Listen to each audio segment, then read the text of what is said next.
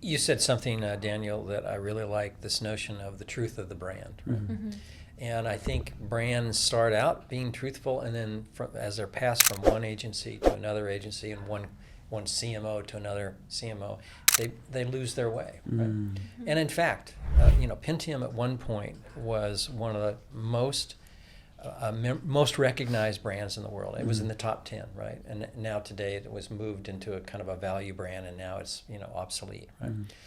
That's a tragedy. It's hard to have one of the most recognized brands in the world as a company, and then to just watch it drift away. But the truth of the brand, I think, is really an important thing, because I think that truthfulness is in the name, its intrinsic values, and then the sound that either precedes it or supports it or follows it. Yeah, I mean, the problem is we get so far from truth, don't we?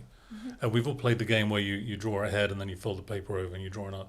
And then you end up with this strange beast where everyone's written their own little piece of it. This kind of palimpsest of how brands show up. It's like we're so far from the naming of these great brands. Some of them are 100, 200 years old. It's hard to know what the truth was. So I think there's a little bit of analysis to be done on existing brand names before we get into any sort of creative process on sonic branding or doing that together. And that certainly hasn't been done to my knowledge. No, and that's something we can do at Lexicon. And Sanjeev, you're, as a linguist and a cognitive scientist, this will be a role that you'll play. But we can easily profile a name from all of its sound symbolic properties.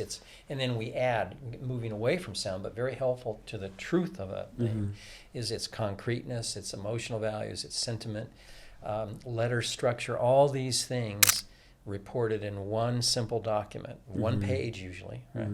And then turn that over to Daniel and his team. Yeah, wouldn't it be cool to highlight the dissonance, the creative dissonance, the lack of harmony between the brand name and how it shows up? And again, it's something that we could quite easily look at and listen to.